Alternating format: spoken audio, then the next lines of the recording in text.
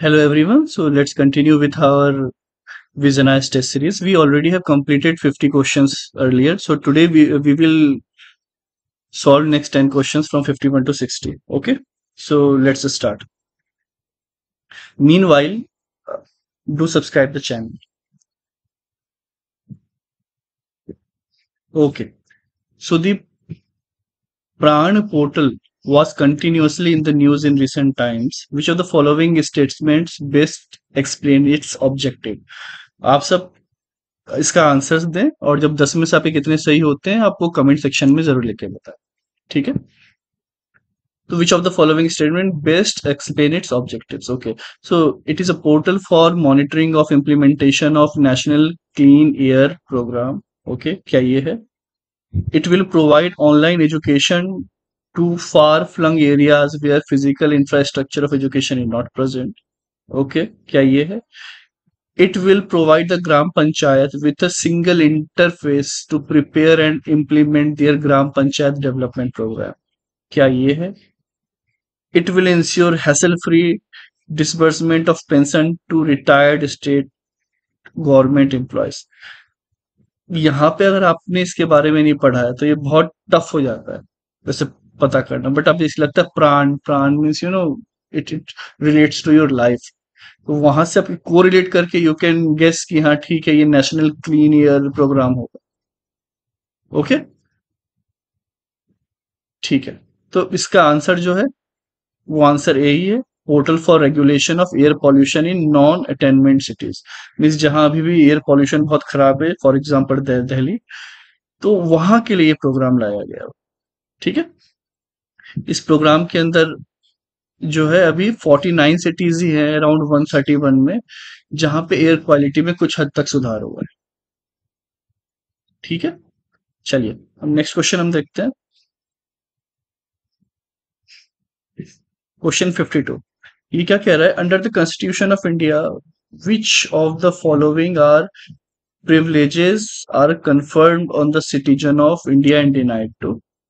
Means ये बोला Indian citizen को मिले लेकिन डिनाई किया जाए किसे? एलियन। एलियन मीन्स एलियन वो नहीं कि जो फॉरेन से आ रहे हैं हमें देखने के लिए। फॉरेन मीन्स कि जो मूवीज में दिखाते हैं। एलियन मीन्स जो भी इंडियन सिटीजन नहीं है और आउट ऑफ इंडिया के।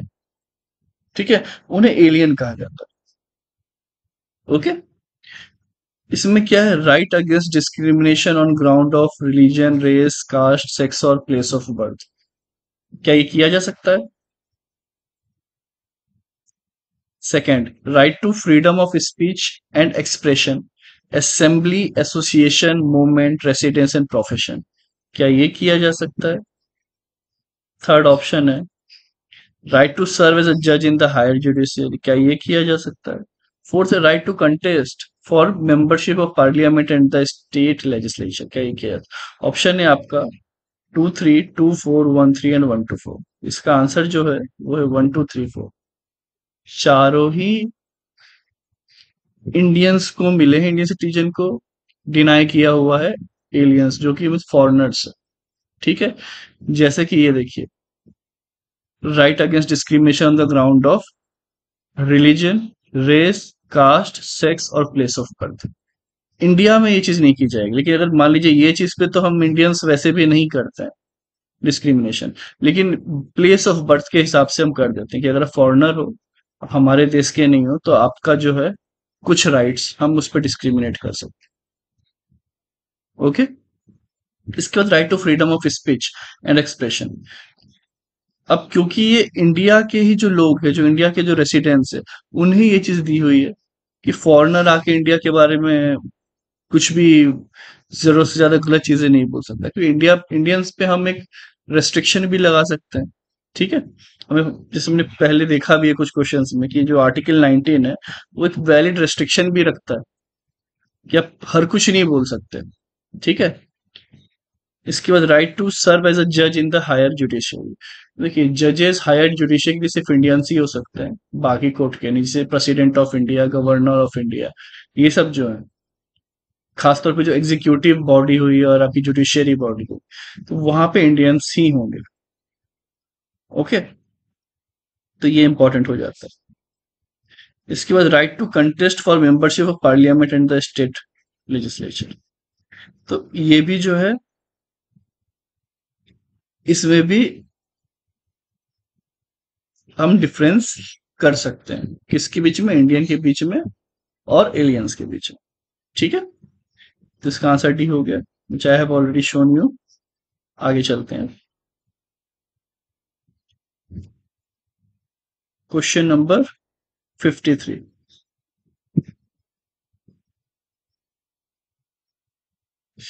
On a particular day, question है 150 members are present in Rajya Sabha. Okay, पहली बात 150 मेंबर्स कह रहा है कहाँ पे, राज्यसभा में, at the time of voting. Okay, at the time of voting. In this scenario a constitutional amendment bill under article 368, CA को पास करना है आर्टिकल 368 में, can be passed with the support of only 75 members. 150 हैं और 75 ने अगर दे दिया तो क्या पास हो जाएगा? 150 है और can not be passed with the given strength, या फिर पास ही नहीं हो पाएगा, 150 लोग ही हैं तो। ये बोला जा रहा है। तीसरे में बोला जा रहा है कम से कम 100 लोगों को तो वोट करना चाहिए फेवर में, तभी पास हो पाएगा। यहाँ कहा जा रहा है कि कम से कम 123 लोगों को सपोर्ट करना पड़ेगा तभी हो पाएगा। अब देखिए, सबसे पहले आप तो कॉन्स्टिट्यूशनल अमेंडमेंट एक्ट समझिए। जब सीए होता है तो वहां पे आपको स्पेशल मेजोरिटी चाहिए होती है। ठीक है, ये तो स्पेशल मेजोरिटी क्या होती है? स्पेशल मेजोरिटी होती है आपकी simple majority plus 2/3 of the person present in voting. ठीक है, अब हमें पता है, जब मैं डेफिनेशन के हिसाब से जाऊंगा कि simple majority plus 2/3 of the people present and voting.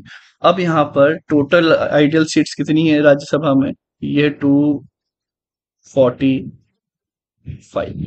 ठीक है, अब सिंपल मेजोरिटी में क्या होता है, इसके हाफ सीट से एक ज्यादा, हाफ सीट +1, ऐसे ही लेते हैं।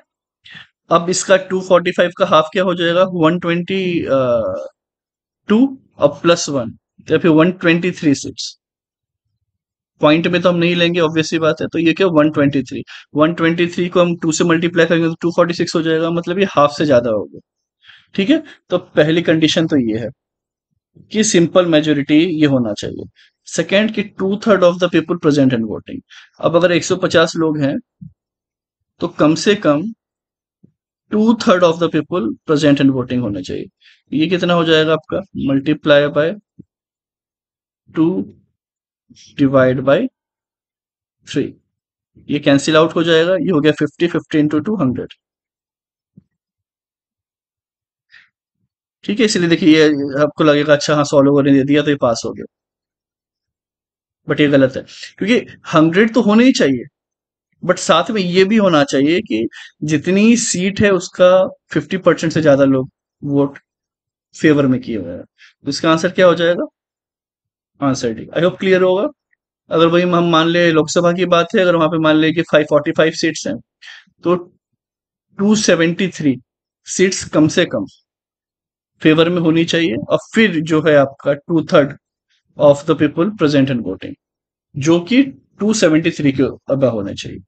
ठीक है, तो वही यहाँ पे अगर 140-50 लोग हैं या 140 लोग हैं या 130 लोग हैं, कम से कम 123 सीट्स तो जो है सपोर्ट से पास होनी ही चाहिए, तब जाके बिल आए। आई होप क्लियर हो गया होगा। चलिए अब आगे चलते हैं। इसका आंसर आपका डी है, 54। In the contest of constituent assembly of the India consider the following pairs. ठीक है, पेयर्स की बात चल रही है। यूनियन पावर कमेटी, ये किसने किया? जवाहरलाल नेहरू ने। पावर कमेटी, यस, ये सही है। इसके बाद स्टीयरिंग कमेटी, ये सरदार पटेल। स्टीयरिंग कमेटी सरदार पटेल, जी नहीं। प्रोविंशियल कॉन्स्टिट्यूशन कमेटी, ये किसने किया है? ये किया सरदार पटेल। यानी कि प्रोविंशियल जो थे, स्टेट को रिऑर्गेनाइज कौन कर रहे थे? सरदार पटेल ही कर रहे थे। तो इसका जो आंसर है कि आपका सेकंड भी गलत हो गया, थर्ड भी गलत हो गया, तो इसका आंसर है आपका 1 ऑन। इसका आंसर जो होगा आपका वन ऑनली। ठीक है, यहाँ पे ये दिया हुआ है वन ऑनली। अब कौन कौन किस किस कमेटी में थे, जैसे ड्राफ्टिंग कमेटी में थे doctor B R Ambedkar, union power committee में थे जवाहरलाल नेहरू, तो पहला सही है। उस हिसाब से प्रोविंशियल में कौन थे, सरदार पटेल। थर्ड आपका गलत हो गया। ठीक है, बाकी भी कुछ जो कमेटी है, फंडामेंटल राइट्स सब कमेटी, ये जेपी कृपलानी की सब्सिट्यूट कमेटी जो है, सब कमेटी, उसमें कौन थे, जेपी कृपलानी थे। बट वही अगर हम फंडामेंटल राइट्स की बात करें, minority and tribal and excluded area की, तो अभी सरदार पटेल ही थे। ओके, तो इसका आंसर क्या हो गया, वन। चलिए इसके अब आगे चलते हैं। आर्टिक क्वेश्चन 55, यहाँ कह रहा है consider the following statements with respect to cultural and educational rights guaranteed by Indian constitution. तो cultural and educational right guaranteed by Indian constitution पूछ रहा है। तो the scope of article 90 is not restricted to minority only, not restricted बोला है, इसके अलावा भी है। क्या ये सही है? Second, all minorities shall have the right to establish and administer educational institute of their choice। सारे माइनॉरिटीज कर सकते हैं। ठीक है, देखिए जो आर्टिकल 29 होता है वो कहता है कि not restricted to minorities only. Yes, आपको लगेगा कि माइनॉरिटी तो क्या मेजोरिटी वालों को भी है? नो, एक्चुअली क्या होता है यहाँ पे, दो तरीके की माइनॉरिटी होती है। एक होती है आपकी लिंग्विस्टिक माइनॉरिटी, एक होती है रिलीजियस माइनॉरिटी। जो हम मुस्लिम, जैन, सिख, ये इनकी जो बात करते हैं, क्रिश्चियन, तो ये सब क्या है, ये सब है रिलीजियस माइनॉरिटी। बट जो लिंग्विस्टिक माइनॉरिटी के भी जो कुछ लोग होते हैं, जैसे हमारे कुछ लैंग्वेजेस हैं, स्क्रिप्ट्स हैं, वो और वो पर्टिकुलर जो कम्युनिटी है वो चीज बोल रही है, तो वो भी जो है इसके अंदर आते हैं कल्चरल एंड एजुकेशनल राइट के अंदर। ठीक है, तो it's not only related to the minority of religious thing, but for linguistic one only. यहाँ पे वही चीज ली हुई है कि grants protection to both religious minority as well as linguistic minority. तो यहाँ पे दोनों ही जो है ये सही हो जाता है। ठीक है,